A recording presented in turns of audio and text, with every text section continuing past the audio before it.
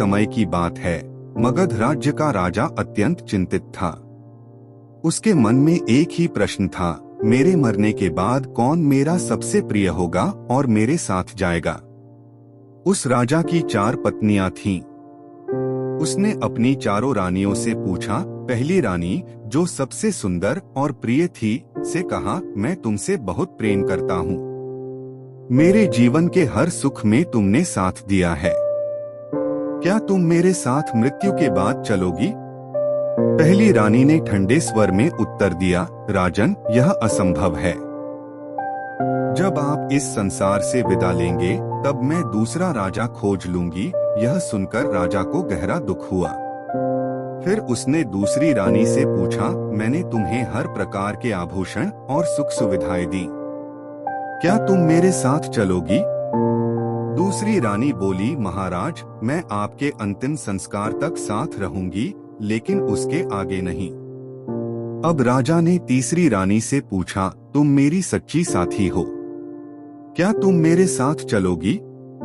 तीसरी रानी ने दुखी स्वर में कहा, राजन, मैं सिर्फ आपकी समाधि तक जा सकती हूँ। अब राजा की आशा टूट चुकी थी। अंत में उसने चौथी रानी की ओर देखा, जिसे उसने कभी अधिक महत्व नहीं दिया था। वह सादा और शांत थी। राजा ने कहा, क्या तुम मेरे साथ चलोगी?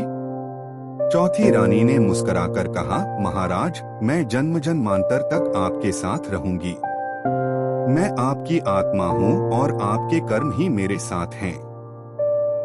मैं आपका साथ कभी नहीं छोड़ूंगी।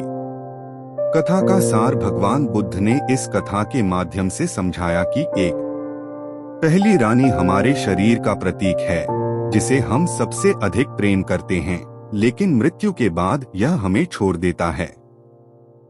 2 दूसरी रानी हमारी संपत्ति और वैभव है, जो केवल अंतिम संस्कार तक ही साथ जाती है। 3 तीसरी रानी हमारे परिवार और मित्र हैं, जो केवल श्मशान तक साथ आते हैं। 4 चौथी रानी हमारे कर्म हैं, जो हमेशा हमारे साथ रहते हैं, चाहे हम किसी भी योनि में जन्म लें। इसलिए बुद्ध कहते हैं, मनुष्य को अपने जीवन में अच्छे कर्मों को प्राथमिकता देनी चाहिए, क्योंकि अंततः वही उसके साथ जाएंगे। धम्म शरणं गच्छामि।